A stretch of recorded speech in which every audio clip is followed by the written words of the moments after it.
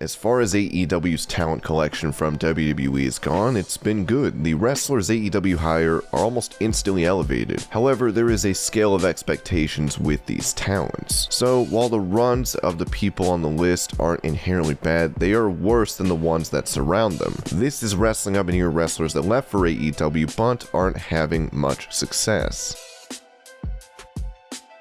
Before we get into the rest of the video, make sure you subscribe to Wrestling Hub and turn on all notifications to stay up to date with everything in the world of pro wrestling.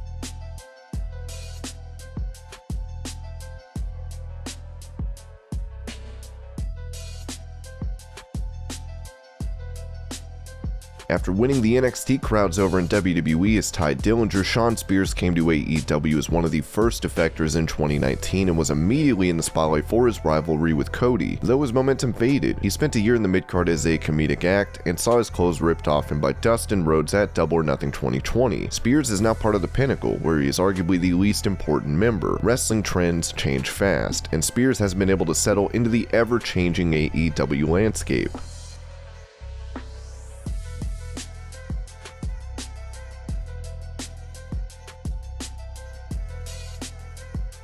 Everything Matt Hardy has done in the last 5 years will be considered underwhelming considering the high he was on in 2016 and 17 until his return to WWE. His broken gimmick made headlines and impact, but Hardy left after a messy split and tore up the indies before joining WWE. As expected, his gimmick didn't translate in WWE and he would leave his contract the second it expired to join AEW. Hardy in AEW hasn't been a spotlighted character. While he's had important associations and contributions to TV, Hardy's performances have paled in comparison to his past, with him slowly transitioning into primarily being a manager.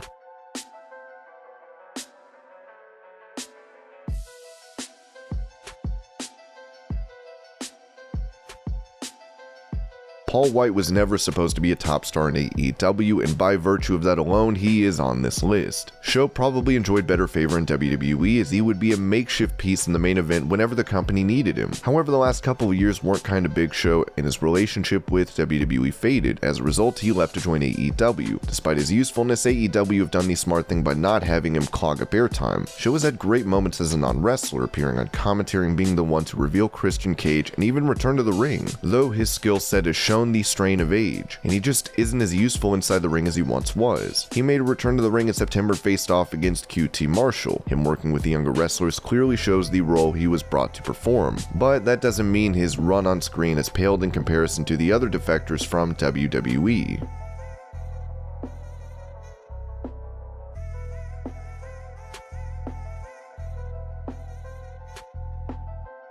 Dustin Rhodes was a part of the original group that joined the promotion, and he had a stellar feud with his brother. Since then, his TV time has gone down in 2021, and that is mainly because the AEW roster is added to their ranks. Dustin is not going to emerge as a top star on the card. A rivalry with Cody is always the best way to promote Dustin due to their real-life relationship, but it isn't a tool AEW will keep using because of their emphasis on fresh matchups. Outside of that, there is no organic interest to see Dustin paired up with any of the talent that AEW keep bringing in. He could be a fantastic producer alongside Mark Henry, yet his in-ring days are numbered.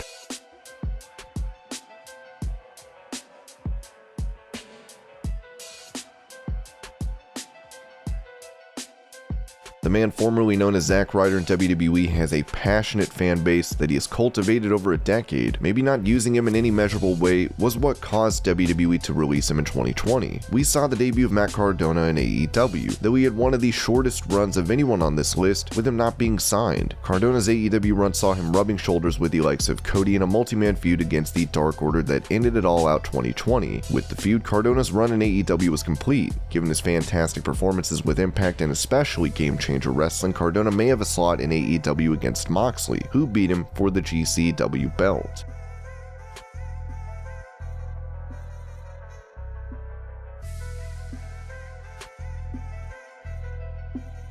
Christian was challenging Kenny Omega for the world title a month ago, but that isn't the true gauge for his success and popularity. Christian returning from a career-ending injury to have the success he is having is genuinely amazing to watch. However, it seems Christian is saving up his best performances when he suits up as Impact World Champion. Cage is in the infancy of his AEW run, but the stacked top card probably won't have room for him. He debuted with the company in March and has had a strong run as a singles competitor. He went on to have a lengthy winning streak which ended in September. November, with his first official AEW loss in the world title match against Omega. Now the time for him to shine as Impact Champion, a belt he won on AEW TV against Omega, is upon us, but that does mean we probably won't see him in the AEW main event, especially with the infusion of talents like Adam Cole, Bryan Danielson, and CM Punk.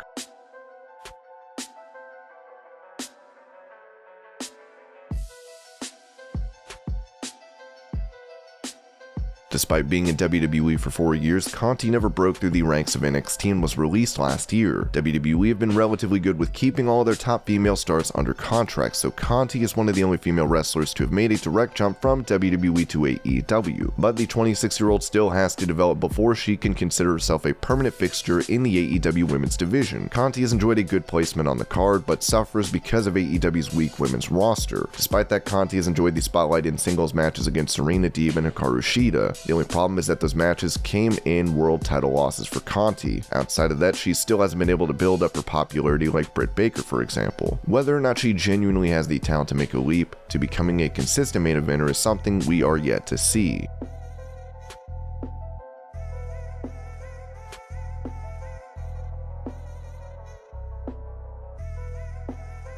The pandemic derailed Pac's stardom in AEW. His ability to travel from England to the US for AEW shows regularly has not allowed him to build up much momentum. 2019 was a fantastic year for Pac, but 2020 was bare bones until he returned to the program in November. Since then, Pac has been in main event feuds against the likes of the Young Bucks and even challenged for a world title against Kenny Omega at Double or Nothing. His momentum that would seemingly propel him to title contention has disappeared as AEW's roster has grown stronger. He's been feuding against big names but has come up short. His rivalry against Orange Cassidy has been a consistent source of entertainment, but far from the world title glory he was expected to achieve.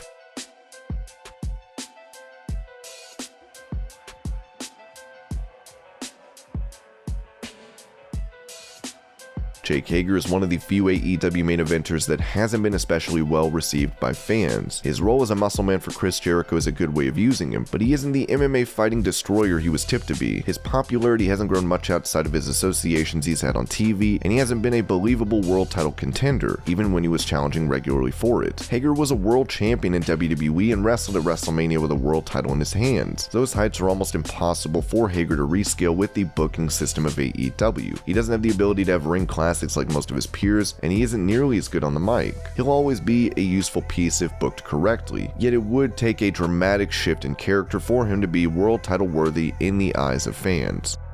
And these were wrestlers that left for AEW but aren't having much success. I hope you're all having a great day. Thank you so much for watching, and I'll see you later.